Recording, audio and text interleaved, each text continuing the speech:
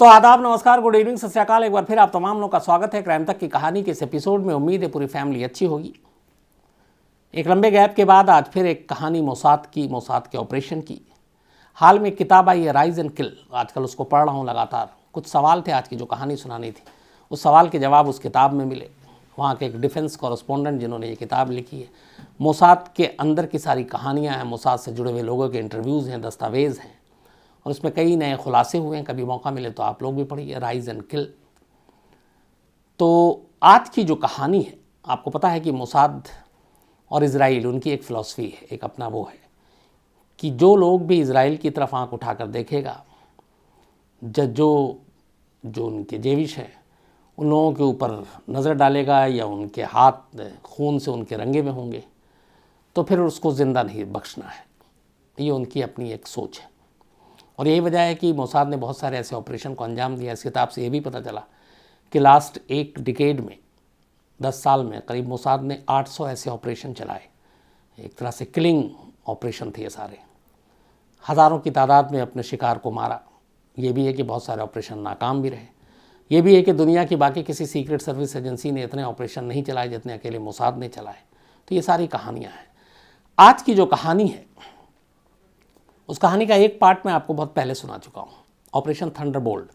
आपको याद होगा कि एक प्लेन एयर फ्रांस की जो तेल अवीव इज़राइल से उड़ा और पेरिस जा रहा था, उसके बाद उसे हाईजैक कर लिया गया, फिर युगांडा ले जाया गया, वहाँ एंडबे एयरपोर्ट पर उसको रखा गया, जिसमें वहाँ के जो डिक्टेटर थे ईदी अमीन, उसको भी पता था।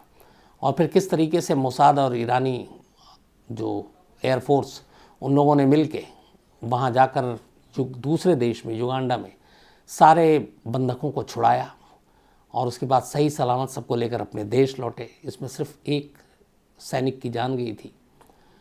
तो ये आज भी एक इस तरह का रेस्क्यू ऑपरेशन, किसी हाईजैकिंग हुए हुए प्लेन की, अपने आप में एक मिसाल है। ऑपरेशन थंडरबोल्ट के नाम से आप सभी इसको जानते हैं। ये कहानी पूरी डिटेल में आपको सुनाई है, ऑपरेशन थंडरबोल्ट। आप में से बहुत सारे लोगों ने नहीं सुनी, तो उसको सुन लीजिएगा इसी कहानी के एपिसोड में।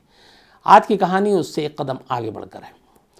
ऑपरेशन थंडरबोल्ट तो हुआ, लेकिन बाद में पता चला कि इस एयर फ्रांस की जो फ़्लाइट थी 139, 27 जून 1976 को तेल अवीव से उड़ी। इसमें 246 पैसेंजर थे, जिनमें ज़्यादातर इजरायली थे। और इसके बाद पेरिस से फिर 4 लोगों ने इसको हाईजैक किया। और ये जो हाईजैकर थे, इनका जो ताल्लुक़ था, इनका जो कनेक्शन था, वो popular front for liberation of फ़लस्तीन से था। और popular front for liberation of फ़लस्तीन, जो इसका एक तरह से चेहरा था, मेन इसका बॉस, उसका नाम था वादी हद्दाद। वादी हद्दाद एक फ़लस्तीनी, और बाद में इसने बेरूत में अमेरिकन स्कूल और कॉलेज से पढ़ाई की, और फिर फ़लस्तीन की आज़ादी के मुहिम में ये जुड़ गया। यासिर अराफ़ात से बहुत प्रभावित था, लेकिन बीच में फिर यासिर अराफ़ात की थोड़ी सी सोच बदली। लेकिन वादी हद्दाद ने popular front for liberation of फ़लस्तीन बनाकर एक तरह से इज़राइल और मोसाद को बहुत परेशान करना शुरू कर दिया। जितनी भी उस ज़माने में हाईजैकिंग हुई या जितनी भी इस तरह की किलिंग हुई, कहते हैं कि उसके पीछे वादी हद्दाद का हाथ था। और वादी हद्दाद एक बहुत बड़ा चेहरा हो गया था उस वक्त फ़लस्तीन की आज़ादी के लिए। तो एक गर्म दल और एक नरम दल जो हमेशा होता है, उसमें यासिर अराफ़ात एक तरफ बातचीत कर रहे हैं, वादी हद्दाद एक तरफ वायलेंस, हाईजैकिंग, इनमें लगा हुआ था। जब 1975 में सरकार बदली इज़राइल में, 1948 के बाद से वहाँ लेबर पार्टी ही सरकार में चुनाव जीतती आ रही थी, लेकिन पहली बार एक बेक करके प्राइम मिनिस्टर बने।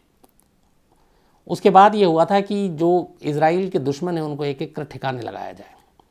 कहते हैं कि उस वक्त यासिर अराफ़ात का नाम टॉप लिस्ट पर रखा गया था कि यासिर अराफ़ात सबसे ज़्यादा जो इज़राइल है उसको नुकसान पहुंचा रहे। और इसकी वजह ये थी कि बहुत सारे ऐसे हमले हुए। लेकिन दूसरी तरफ यासिर अराफ़ात ने अपना एक चेहरा बना दिया था पूरी दुनिया में, ख़ासतौर पर यूनाइटेड नेशन में जब भाषण दिया, उसके बाद वो एक पूरे वर्ल्ड में एक पॉलिटिकल फेस के तौर पर उभरे। और यासिर अराफ़ात की एक पहचान बनी। दुनिया के कई देशों ने उनको अपनाया। आपको पता है भारत के साथ बड़े अच्छे रिश्ते थे। तो ये मीटिंग हुई सरकार और मोसाद इंटेलिजेंस सर्विसेज वहाँ की। तो उसमें ये हुआ था कि टॉप टारगेट किलिंग के लिए, तो पहला नाम रखा गया था यासिर अराफात का। लेकिन फिर वहीं कुछ लोगों ने बताया कि इस वक्त यासिर अराफात को मारना मतलब दुनिया से एक तरह से दुश्मनी लेना होगा। शायद अमेरिका और उसके जो दोस्त हैं वो भी साथ नहीं देंगे, क्योंकि यूनाइटेड नेशन में भाषण देने के बाद से यासिर अराफात की छवि बिल्कुल बदल गई थी और वो एक ग्लोबल मतलब पॉलिटिकल लीडर के तौर पर सामने आए, तो वो नुकसान जाता। तो फिर ये तय हुआ कि नहीं, यासिर अराफात का नाम इस टॉप लिस्ट से हटा दिया जाए। बट ये हुआ कि फिर कौन, तो यासिर अराफात की नाम की जगह पे दूसरा नाम जो सबसे टॉप में रखा गया वो वादी हद्दाद का नाम था। और वादी हद्दाद चूँकि इज़राइल को बहुत सारे उसने ज़ख्म दिए, बहुत सारी हाईजैकिंग में शामिल रहा, बहुत सारे किलिंग में शामिल रहा, तो ये था कि वादी हद्दाद का नाम सबसे ऊपर रखा जाए। तो अब यासिर अराफात का नाम हट गया और वादी हद्दाद के नाम पे मौत का फरमान जारी कर दिया गया। लेकिन वादी हद्दाद तक पहुंचना बड़ा मुश्किल था। इस हाईजैकिंग के बाद वादी हद्दाद को भी पता था कि मोसाद और इजराइल उसके पीछे पड़ी हुई है। वो इराक की राजधानी बगदाद में जाकर पनाह लिए हुआ था और वहीं से अपना पूरा ऑपरेशन चला रहा था। यासिर अराफात से लगातार संपर्क में था और वादी हद्दाद के लोग जो हैं वो काफ़ी बड़े पैमाने पर थे। तो जब ग्रीन सिग्नल मिला मोसाद को, इसके बाद तैयारी हुई कि वादी हद्दाद को ढूंढा जाए, तो पता चला कि इराक में, बगदाद में। फिर वहाँ रेकी की गई, लेकिन पता चला कि बड़ा मुश्किल है वादी हद्दाद के सर्किल में घुसना, एंट्री मारना, क्योंकि वादी हद्दाद मोसाद के सारे ऑपरेशन, उनके तौर तरीके, उनके चाल से वाकिफ़ था।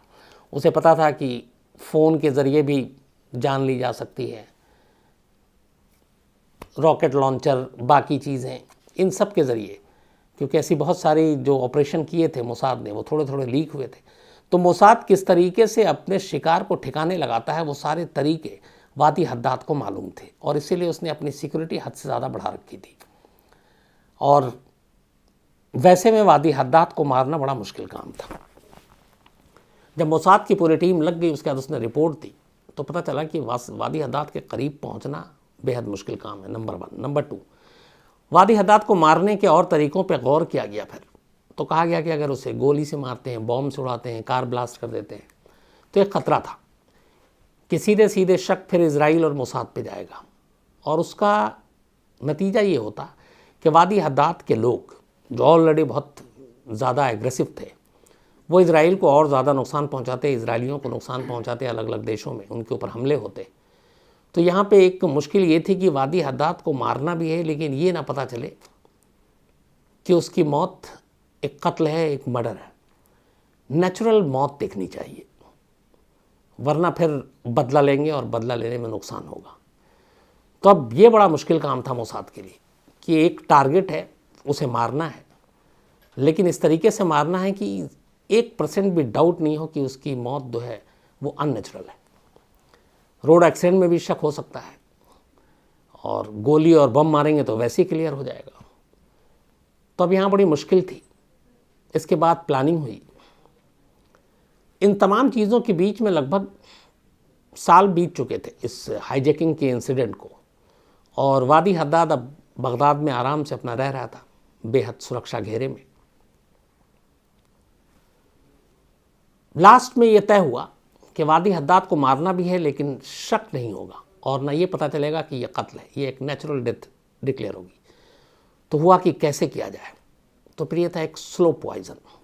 2 चीज़ें थी शुरू में। उस वक्त एक पता किया गया कि वादी हद्दाद को चॉकलेट बहुत पसंद है और बगदाद में और यहाँ पे अच्छे क्वालिटी की चॉकलेट जो वर्ल्ड फेमस हो वो बड़ी मुश्किल से मिलती थी वहाँ पे, और उसको बेल्जियन चॉकलेट बहुत पसंद था वादी हद्दाद को। तो पहले ये हुआ कि किसी चॉकलेट के ज़रिए ही चॉकलेट उस तक पहुँचाया जाए, उस चॉकलेट में उस तरह का एक टॉक्सिक हो, पॉइजन हो, और वो धीरे धीरे खाए और उसके धीरे धीरे जान ले उसकी, मतलब महीना हफ्ते के अंदर नहीं, थोड़ा वक्त लगे। लेकिन फिर उसके अंदर कुछ अड़चनें आई कि बार बार वही चॉकलेट एक शख्स कितने दिन तक देगा, कितने दिन खाएगा, वो चॉकलेट कोई और भी खाने ना लगे, तो ये कैसे पता चलेगा। तो फिर इस आइडिया को ड्रॉप किया गया। इसके बाद दूसरे आइडिया पे काम करना शुरू किया गया। Israeli institute for biology research centre, Israeli institute for biology research centre ये नेस जियोना में है, साउथ तेल अवीव में, एक सुनसान जगह पर है। और कहते हैं कि ये जो रिसर्च सेंटर है ये इजराइल की आर्मी, मोसाद, इन सब के लिए वो सेंटर है जो बायोलॉजिकल वेपन, एक से ख़तरनाक जहर, बाकी इस तरीके की जो हथियार हैं उनके ऊपर काम करती है और रिसर्च करती है। 1952 से ही रिसर्च सेंटर खुला हुआ है और इसके ऊपर बहुत पैसे खर्च करती है इजराइल की सरकार, क्योंकि यहीं से उन्हें मिलता है अपने दुश्मनों को मिटाने, उनको मारने के नए नए तरीके, नए नए हथियार, नए नए जहर के किस्म। तो काम पे लगाया गया Israeli institute for biology research centre को कि वादी हद्दाद को मारना है लेकिन मौत नेचुरल लगे, कत्ल ना लगे। काम शुरू हुआ, एक पॉइज़न पे काम किया गया। पॉइज़न ऐसा जिसको इस तरीके से पॉइज़न को बनाया गया कि एक बार में इंसान की जान नहीं ले, एक हफ्ते में जान नहीं ले, ये धीरे धीरे खून में घुले और इस तरीके से मारे कि पता ही नहीं चले बाद में जब पोस्टमार्टम रिव्यू हो कि मौत हुई कैसे। Israeli institute for biology research centre ने अपना काम शुरू किया। अब इस दौरान में मुश्किल ये था कि बगदाद में जहाँ पे वादी हद्दाद रहता था उसे सारे तरीके पता थे मोसाद के, तो बहुत ज़्यादा अलर्ट था। उसके ख़ास भरोसे के लोग ही उसके इर्द गिर्द थे। चूँकि वो फ़लस्तीनी था इसलिए फ़लस्तीन के लोगों पे ज़्यादा भरोसा करता था, इराकियों पर भी भरोसा नहीं करता था। तो आउटर सर्किल का जो सिक्योरिटी था वो सारा इराक के हाथ में, लेकिन इनर सर्किल, घर के अंदर जो उसके सारे ख़ास हर वक्त साथ में रहते, कार में बैठते, वो सब फ़लस्तीनी थे।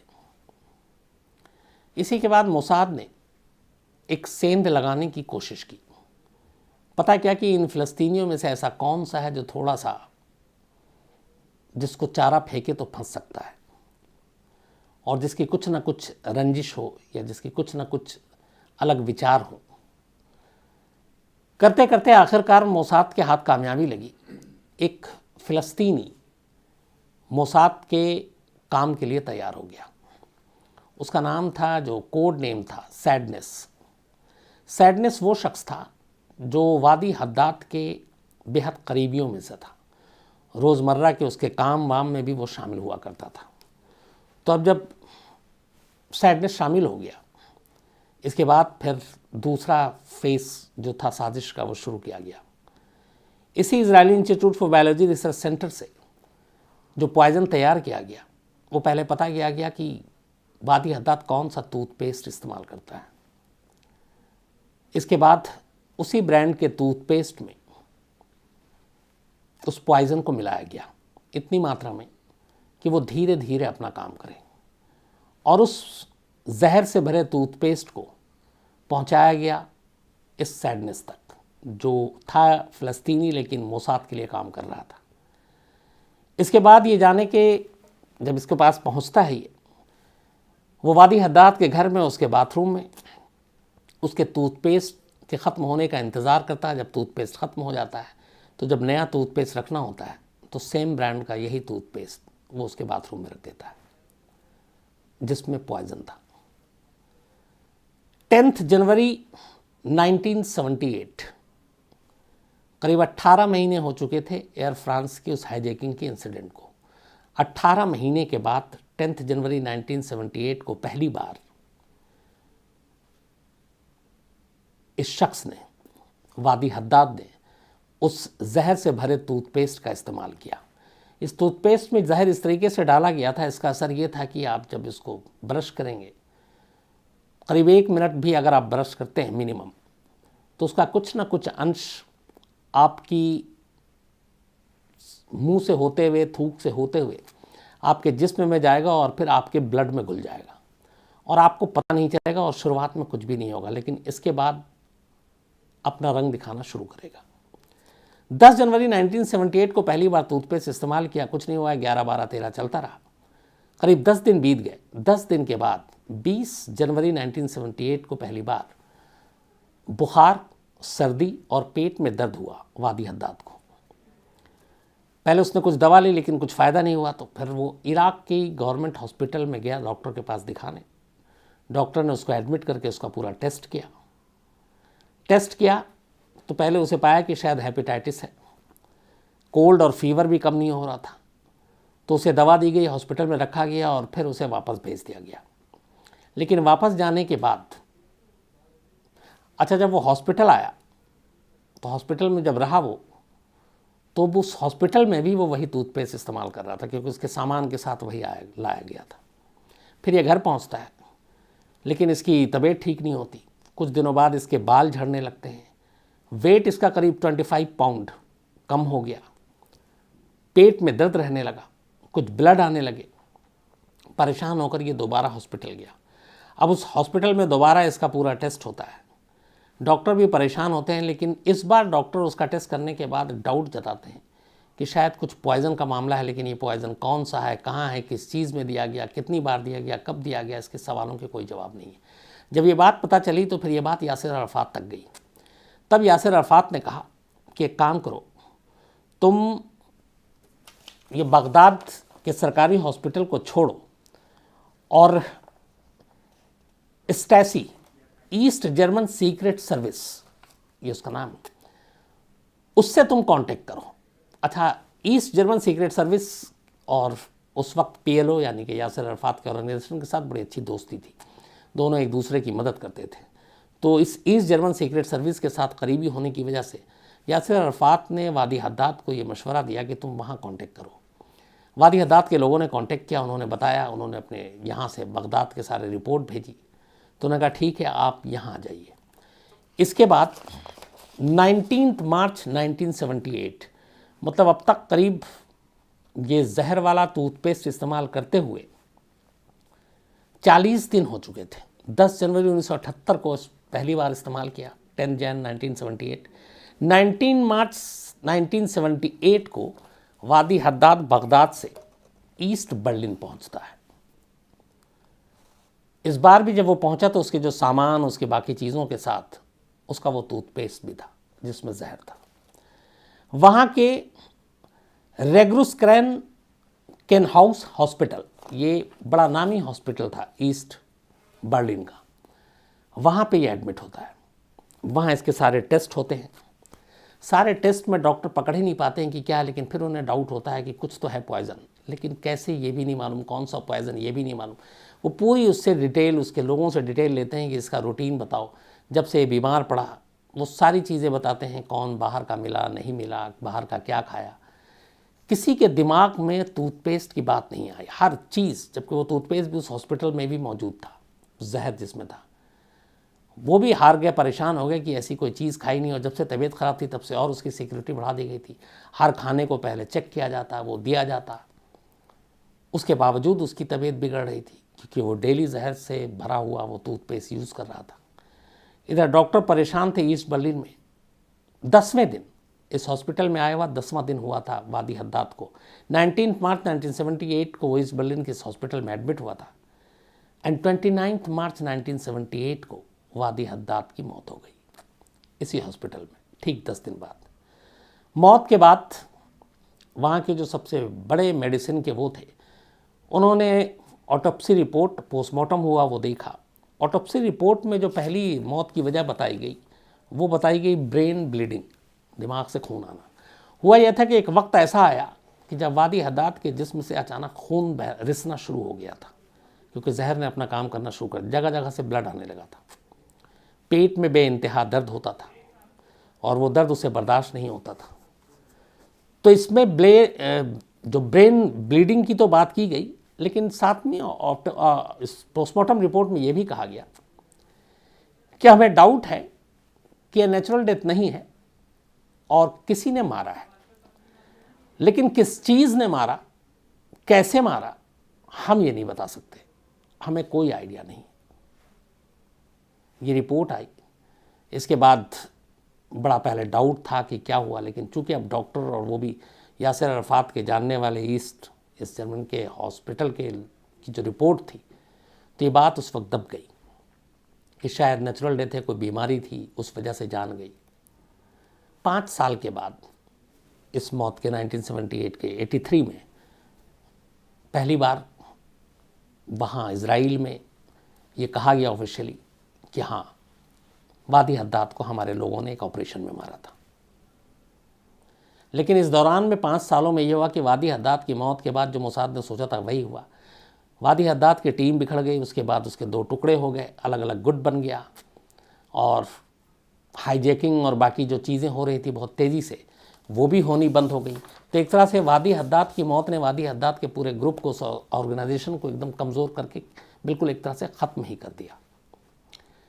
ये बात आई गई हो गई उस वक्त, लेकिन बाद में अब जो मैंने आपको बताया कि राइज एंड किल जो एक किताब लिखी गई है, उसमें बाकायदा मोसाद के उन लोगों से बातचीत की गई है जो उस वक्त बॉस थे, जो ऑपरेशन में कुछ लोग शामिल थे। उसमें इस चीज़ का फिर खुलासा हुआ कि वादी हद्दाद को मारने के लिए, क्योंकि एक थ्योरी आई थी कि बेल्जियम के चॉकलेट में पॉइजन मिलाकर दिया जाता था, वो गलत था। मारने के लिए टूथपेस्ट का इस्तेमाल किया गया था, और ये टूथपेस्ट 40 दिन से ज़्यादा उसने इस्तेमाल किया, और धीरे धीरे उस जहर ने, जो उसके खून में शामिल होता गया था, उसी जहर ने उसकी जान ली। तो ये शायद दुनिया की इकलौती ऐसी कहानी या इकलौता ऐसा बदला है जिसमें अपने शिकार को मारने के लिए, टारगेट को मारने के लिए किसी ने टूथपेस्ट का इस्तेमाल किया हो। तो इससे अंदाज़ा ये भी लगता है कि छोटी छोटी चीज़ें, छोटी छोटी आपकी रूटीन के बारे में बातें, आपके कब कहाँ क्या कर रहे हैं, क्या खाते हैं, क्या पीते हैं, आपके शौक़ क्या हैं, तो ये सारी चीज़ें दुश्मनों के बड़े काम आती हैं, और दुश्मन उन चीज़ों का ही फ़ायदा उठाता है बारीकी से, और फिर उनसे ही प्लानिंग की जाती है कि क्या करना है, कैसे करना है। तो मौत के, कत्ल के बड़े अजीब अजीब अलग अलग तरीके हैं इस दुनिया में। अलग अलग एजेंसियों ने उसको अपनाए हैं मारने के लिए, ख़ास तौर पर उन जगहों पे जहाँ पे ये है कि आपको सामने वाले को मारना भी है, लेकिन डाउट भी नहीं होना है कि ये कत्ल हुआ है। ख़ास तौर पर ऐसे कई केसेस हुए जो इंश्योरेंस पॉलिसी के लिए हुए हैं कि लोगों ने इंश्योरेंस किया। अब जैसे आप सुसाइड कोई कर लेता है तो इंश्योरेंस क्लेम नहीं कर सकता, तो कई ऐसे किसी का इंश्योरेंस है और उसको कत्ल किया गया, लेकिन वो कत्ल नहीं लगे, उसकी भी प्लानिंग की गई, ऐसे भी मारे गए। ऐसी कई कहानियाँ हैं, कभी मौका मिलेगा ज़रूर आपको सुनाऊंगा। तो ये एक अपने आप में एक नायाब तरीका था मोसाद का, एक अपने शिकार को ठिकाने लगाने के लिए। तो आज कहानी में इतना ही, लेकिन ख़त्म करूं उससे पहले सिलसिला। आज राधिका वाक्सिया जी का जन्मदिन है, तो हैप्पी बर्थडे राधिका जी। ये सूरत से हैं और इनके मंगेतर निकुंज दियोरा ने ये भेजा है। इसके अलावा पोकरमल चौधरी उर्फ युवा चौधरी जी का भी आज जन्मदिन है, तो हैप्पी बर्थडे युवा चौधरी साहब। और नरेंद्र रुलानिया जी ने भेजा है, दोस्त हैं इनके। प्रभु राम, इनका भी आज जन्मदिन है, तो प्रभु राम जी जन्मदिन, बहुत बहुत बधाई आपको। और इनके ये चेतन राम जी हैं, इनके बड़े भाई हैं, बाड़मेर से, उन्होंने भेजा है।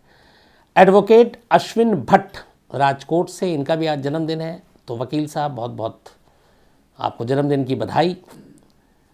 और नैना बेन इनकी पत्नी हैं और बेटी हैं डॉक्टर हरिता भट्ट, उन्होंने भेजा है।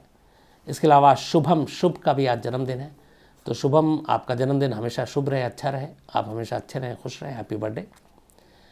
बिलाल अरीब, इन्होंने आज वादी हद्दाद की कहानी की काफ़ी टाइम से फरमाइश की थी, तो आज बिलाल साहब आपकी फरमाइश पूरी हो गई। इसके अलावा अनंता हैं, और ये 16 दिसंबर त्रिपुरा गैंगरेप हुआ, उसकी बारे में जानना चाहते हैं, मैं आपको अनंता साहब जल्दी बताता हूँ। कुंदन चौहान हैं, राशि जैन हैं, और ये और इनके फादर दोनों कहानियाँ सुनते हैं और देखते हैं। थैंक यू वेरी मच राशि, आपका भी, आपके पापा का भी। और ये विशाखा केस के बारे में सुनना चाहते हैं, ऑफिस और बाकी जगहों पे जो इस तरह के सेक्सुअल हरासमेंट होता उसको लेकर, मैं आपको इसकी डिटेल में एक दिन ज़रूर बताता हूँ जल्दी। गीता शुक्ला हैं, और ये जेल ब्रेक की कहानी सुनना चाहती हैं। इसके अलावा सुशील दिवाते हैं, कई लोगों ने कहा है कि इनका भी नाम है कि कल की कहानी में एक्टर का आपने नाम नहीं बताया। अनिल मंडल हैं, और 13 दिसंबर को इनकी शादी है, इन्होंने भेजा है, तो पूरी क्राइम तक फैमिली को आप कार्ड भेजिएगा तो मैं भेज दूंगा ताकि सभी आ जाएं। बधाई अनिल मंडल साहब आपको शादी के लिए। जेपी सिंह हैं, और ये एयरफोर्स के किसी ऑपरेशन की कहानी सुनना चाहते हैं, आपको जल्दी सुनाता हूँ। उद्यन बलोड़ी हैं, और ये सुखा कला की कहानी सुनना चाहते हैं, और ये मैं सुना चुका हूँ। सद्दाम हुसैन भी कह रहे हैं कि कल आपने एक्टर का नाम नहीं बताया। सोनित कपासिया हैं, बिंदु कुमारी जी हैं, और ये गौतम गोस्वामी एक्स डीएम पटना, इनकी स्टोरी सुनना चाहती हैं।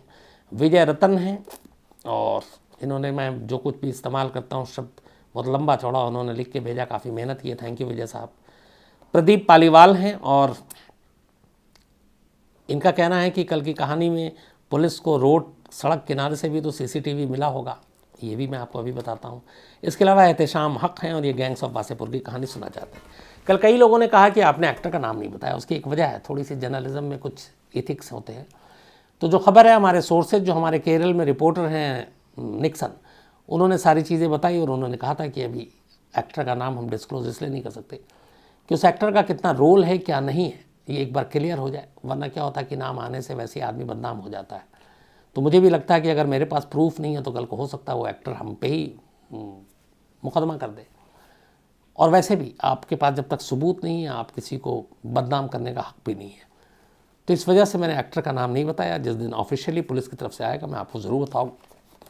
दूसरा एक ने पूछा था कि सीसीटीवी, बिल्कुल सड़क किनारे जो सीसीटीवी फुटेज है उसी की वजह से तो वो चश्मदीद मिला जिसने बताया कि हाँ गाड़ी के एक्सीडेंट के बाद 2 लोग और आए थे और हमने देखा था उनको, वो पीछा कर रहे थे। तो वो गाड़ियों का सब कुछ मिला है। बाकी पुलिस की जांच जारी है, जैसे इसमें अपडेट होगा मैं आपको ज़रूर बताऊँगा। तो आज कहानी में इतना ही। कल संडे है, कल छुट्टी, सब कुछ कूल हो तो और भी ठीक है। कल कुछ OTT पे अच्छी फिल्में देखते हैं। परसों यानी मंडे को आपसे मुलाकात होगी किसी नई कहानी के साथ नए हफ्ते में। तो अपना ख्याल रखिएगा, अपनों का ख्याल रखिएगा। Thank you very much.